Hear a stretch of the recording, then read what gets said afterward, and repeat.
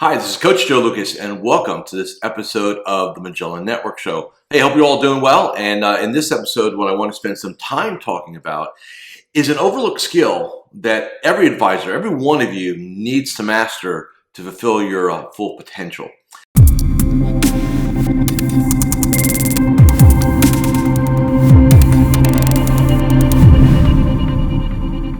So what skills am I talking about? Well, it's not a riddle. But let's talk scenarios for a second. Let's talk a little bit about kind of the state of our game, as I like to call it. So here's where we are. Think about this. We have a ton of technology coming in our space, right? We have a ton of tools, right? From automated financial planning tools, presentation tools, communication tools, rebalance tools, reporting tools. I mean, you could spend literally, and I've got clients that do this, you can literally spend, and some of you may have done this, you look at your credit card statement and you go, oh my gosh, I can't believe how much stuff I actually pay for every month. Now, whether you use it or not is a whole different scenario, right?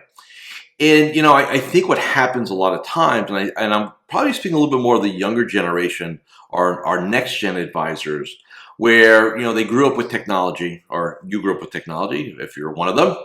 And, we have this scenario where it's easier for some people to text than to call.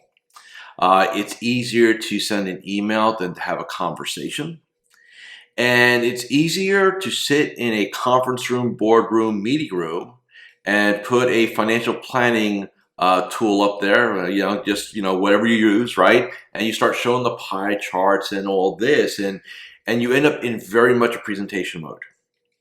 Now, the problem that I have with that and what I see in our industry, in our profession, is that because of all these great tools, that we are losing or at least atrophying the skill set of rapport, influence, interpersonal communication, right? And the bottom line is that we're relying on our tools to get us to a yes with a client or prospect, when in actuality, while those things help, right? Like if you're an athlete, if you're a race car driver, I give you a great car, but you're a crappy driver, you're not going to get a good result. If you attempt to play golf, right? And I give you the number one Mac Daddy $900 driver, but your swing stinks, right? All you're going to do is hit it further out of bounds and not down the fairway. Well, this same scenario plays true in our world. All these wonderful technology tools are great. But if you are flawed, if your psychology is, I don't know if I deserve to be successful, if you're here just to sell people, right, and you don't have the right skill set, it is irrelevant what you buy. So what do you need, right, to pull this off? So I'm going to share with you a process which I have developed, which I'm going to teach this September in Orlando, Florida, to my Magellan Network members, of what it really takes to get somebody from here all the way over here. So from suspect, prospect to really engaging them, right? And then what we call the program's called Get the Yes, or Getting to the Yes. So what's it take? So let's talk about what we do. All right, we are in the people business, right? I as a coach, you as an advisor, wealth manager, financial planner, whatever your label is on your business card, you're still in the people business. Okay? So you and I both have very similar challenges. My challenges are, I need to build a deep enough level of rapport with somebody in order for them to trust me so I get the truth. Because if I don't get the truth, I cannot make the recommendations to help them. Gee, that sounds familiar. So what do you have to do as an advisor? You have to build massive amounts of rapport to get the truth. So they trust you to get the truth, right? And then I go ahead and make the recommendations to help them. Same game, right? You deal in planning and money directly in life. Hopefully you do a lot around bucket lists and lifestyle, things like that. I deal with money indirectly because my job, people retain me because they're not satisfied with the results, which are normally code for economic results, right? Bottom line. But the basis of all that is that we go ahead and we must build rapport. right? And so if your game so without rapport, you have no influence. And for some of you, again, next gen advisor, you think influence in terms of like Instagram and YouTube and LinkedIn and Facebook, and that's a version of influence, right? That's what we'll call social influence. I'm talking about influence somebody one-on-one when you're with them one-on-one. Whether that with them is you're physically in the room with them, on a video chat, GTM, Skype, FaceTime, whatever. The same rules apply. Okay, number one is rapport. Physical rapport is the foundation of all trust. Physical rapport is the foundation of all trust. Physical rapport is the foundation of all trust. Now, let me ask you, how much time do you spend consciously checking on that when you're engaged with a prospect, a client, a colleague, a center of influence, or any human being? Personal life, same story. How much time do you spend consciously building physical rapport? Physical rapport basically breaks down to two broad areas. Physical rapport, so body language, right? Physiology, and VQs, voice qualities, right? So body language. So for those of you who are doing the podcast thing, you got to visualize this. For those who are watching on YouTube or you've got the video piece, you're going to see this, right? So physical rapport means, body language, right? So number one is if I'm connecting with you and I'm going to watch how you, if you're standing, I'm going to watch. If you're watching the video, right now I am standing squared out. Balance both feet, shoulders squared out, right? Some people have a lean to one side. Some people have a lean to another side. Some people lean in. Some people lean out. Some people gesture with their hands. If you know me, if you've been following me, if I don't have my hands going, I don't communicate really well. All right? So body language, now if they're sitting down, same thing. Are they sitting square in a chair? Do they have lean to the left, lean to the right, lean in, do they lean back, where are their hands? That's physical. That's a version of, that's an element of physical rapport. Okay? Got to have that. And by the way, if you want to check, if you don't play with this, go to a networking. Next time you go to a networking event, a chamber thing, a nonprofit thing, whatever, mixer, whatever you got going on, right? And just when you're going to be chatting with somebody, just say, okay, check them out, and then let me kind of go where they're at. So a little lean this way, a little lean that way, lean back, lean forward. Are they using their hands? Are they not using their hands? Do they use their hands a lot? Do they hands a little? They're both in their pockets, right? You check all that out, right? That's one way to build physical rapport. And by the way, same thing on video conferencing. So you watch how your prospect, client, COI, whoever, you watch how they roll, and then you roll with them, okay? The second thing you do is voice qualities. Now, what I'm going to put a caveat on this, and when I say voice qualities, so if you're from, the example I always like to use, right? If you're from like New York, New Jersey, Brooklyn, and you're talking to somebody hypothetically who was born and raised in Mobile, Alabama, I am not asking you to go from there to there. It is inauthentic. Okay, it will not work.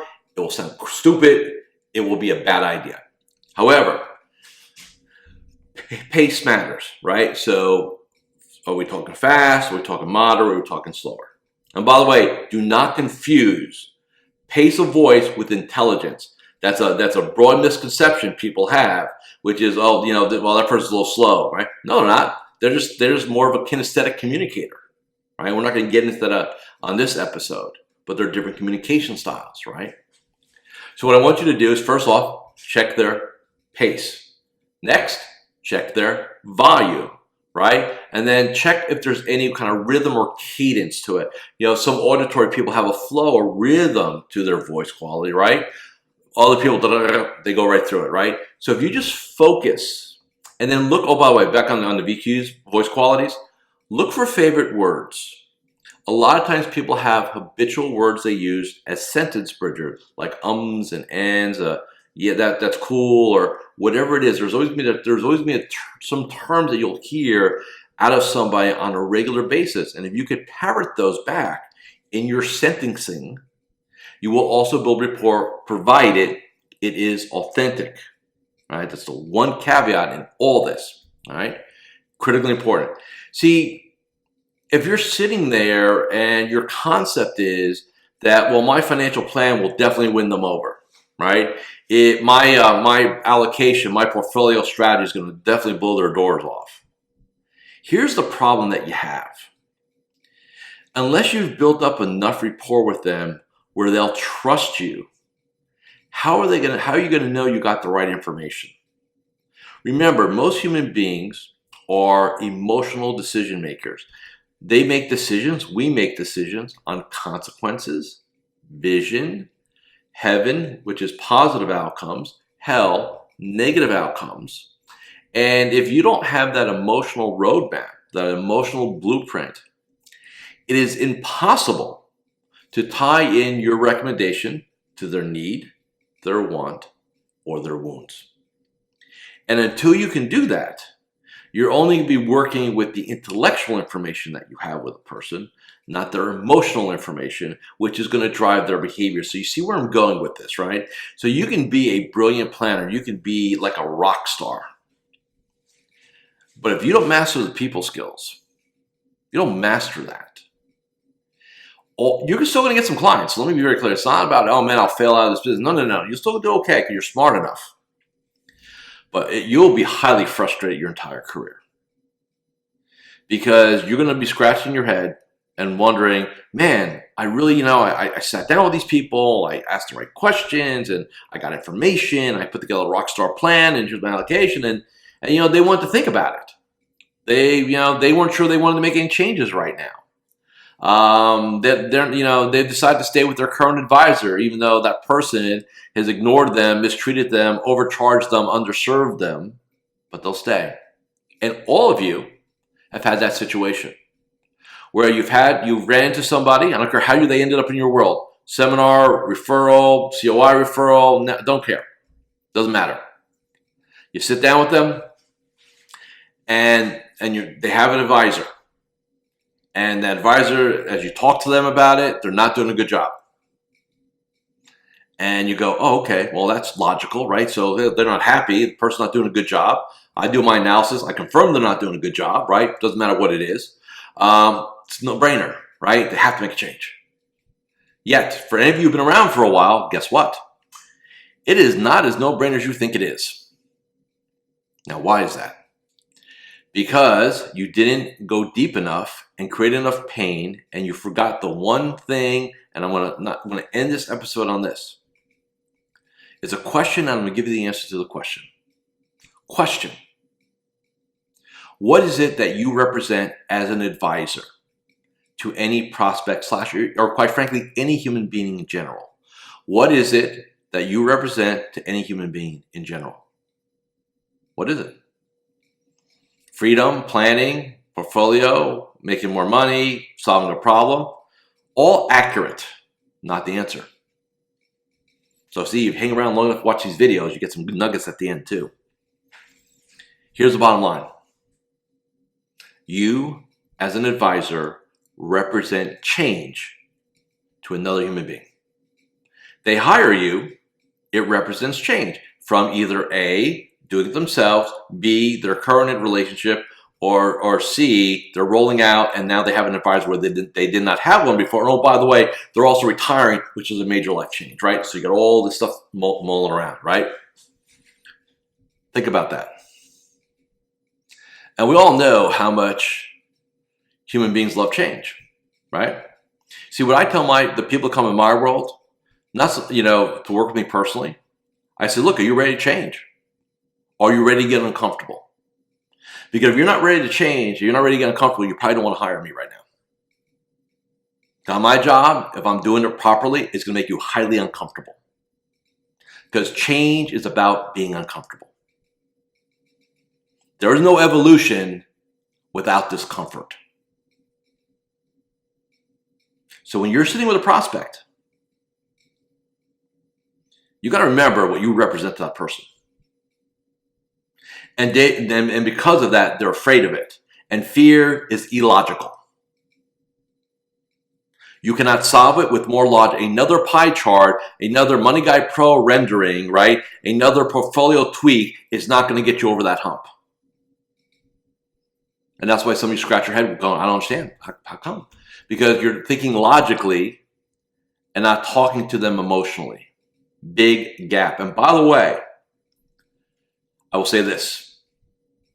Since the advent of all this technology, I see the gap getting bigger, not smaller. You know, all the people out there with all these wonderful tools and there's all this next gen, which I embrace. I love young people, right? My children are coming in this business. I advocate for them to come in this business. But they're going to have the people skills. Because that's stuff you can figure out. In fact, you can hire. I tell them, you don't even have to be a great planner. You can hire that. Be great with people.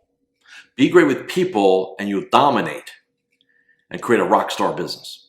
All right, so thanks for listening. Thanks for watching on this episode of the Magellan Network Show. And remember, send me questions. I'm happy to answer them. And if you have not done so, I invite you to apply for 30 days Magellan Network membership. 0 cost for you. I take all the risk. I invite you to come apply, MagellanNetwork.net.